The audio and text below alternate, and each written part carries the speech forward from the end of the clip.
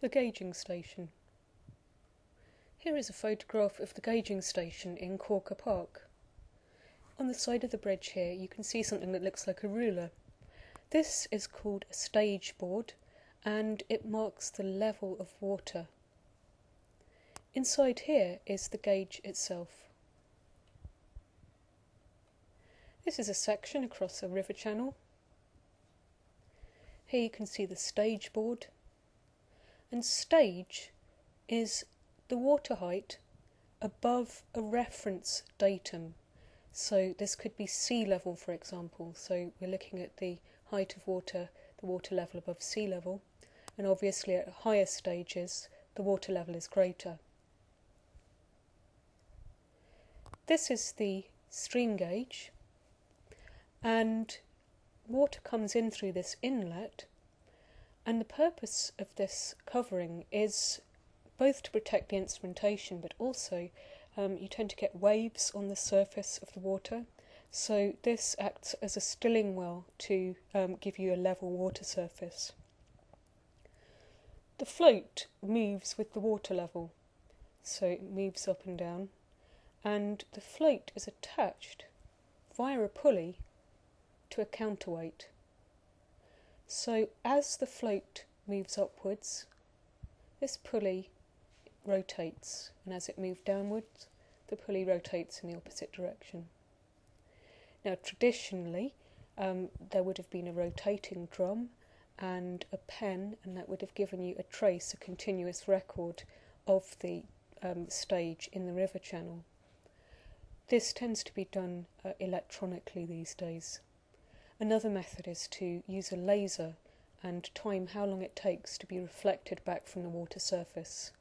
Clearly, if you have a high stage, that will be a short period of time, and if you have a low stage, it'll take longer for that beam to be reflected. This is the view looking downstream from the bridge, and you can see here that there's a weir. Now, to explain the purpose of a weir, it's easier to look at a photograph of a different gauging station.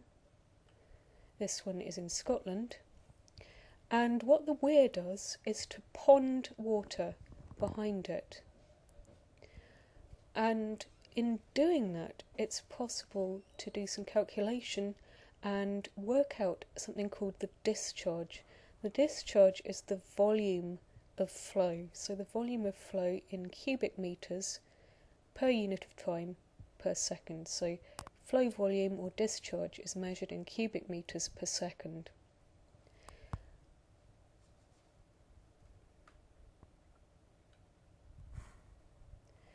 This is the kind of data that you get when you have a gauging station.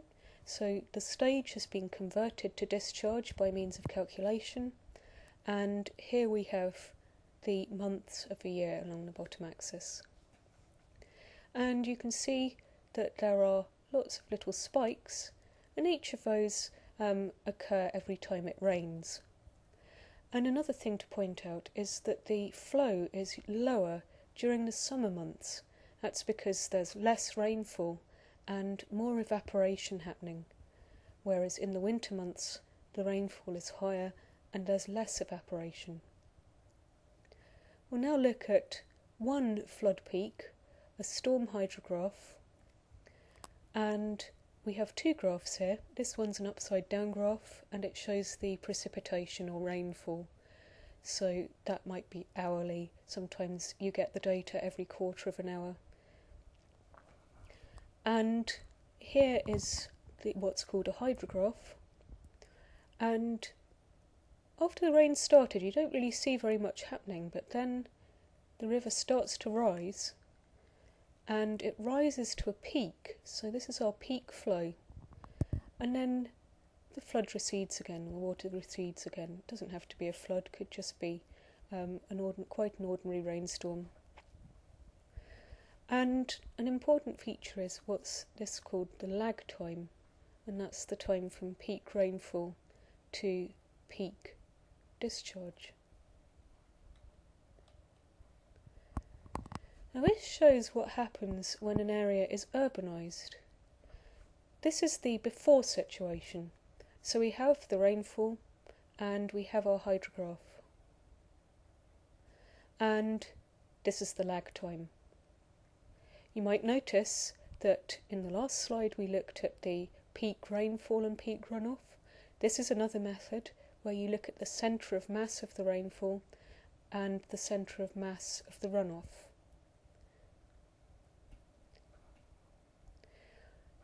This shows the situation after an area has been urbanised. The same rainfall event produces a very different hydrograph.